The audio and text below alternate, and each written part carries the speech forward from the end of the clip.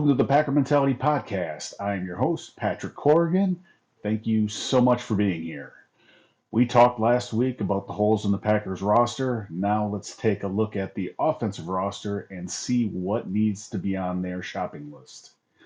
They won't be able to do much in free agency because they just aren't going to have a whole lot of money. They're going to take an additional $10 million hit, give or take, when they trade Aaron Rodgers. So most likely they're going to have to try and find their guys in the NFL draft.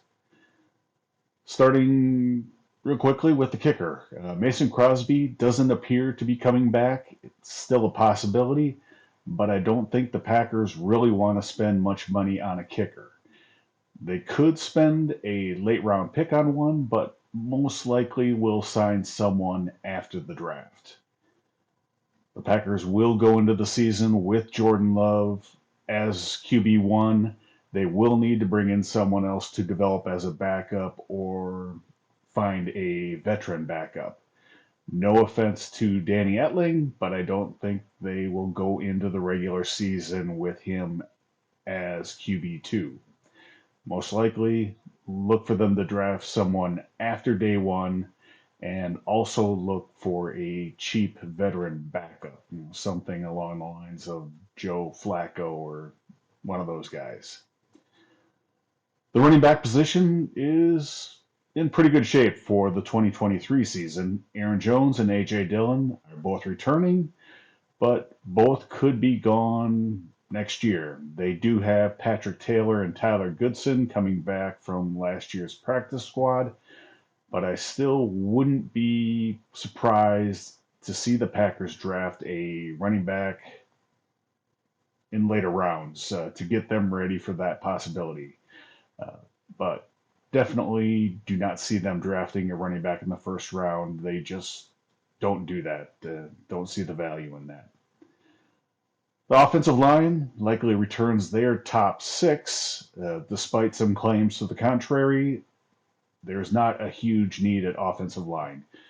Josh Nijman was tendered and will either return or the Packers will get a second round pick for him if someone else signs him.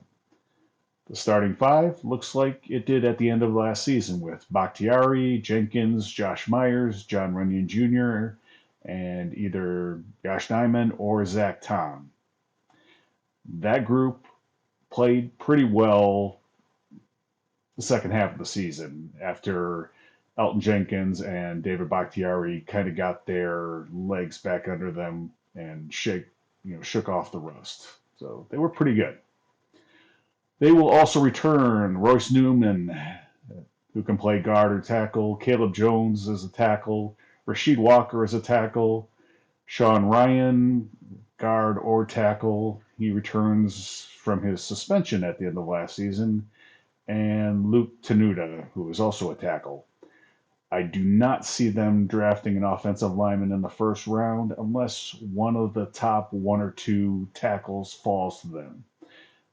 But other than that, I do see them drafting a couple linemen possibly in the later rounds. Now we come to the big areas of need. The cupboard is pretty empty at tight end.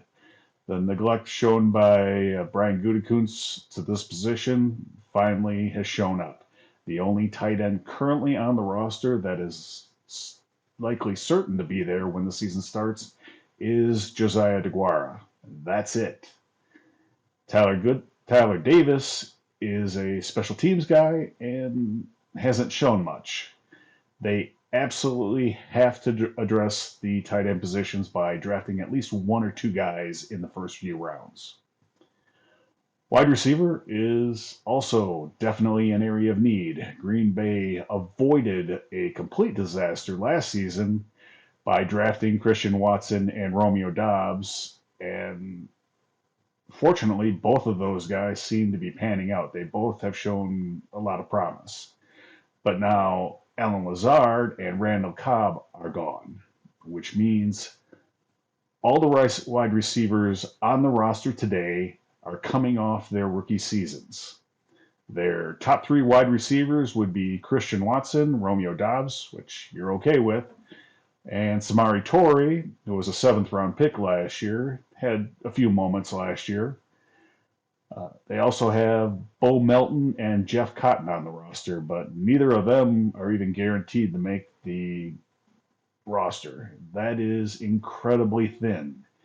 Even if Watson, Dobbs, and Torrey all stay healthy and continue to improve, the Packers have to bring in at least two more guys that can contribute.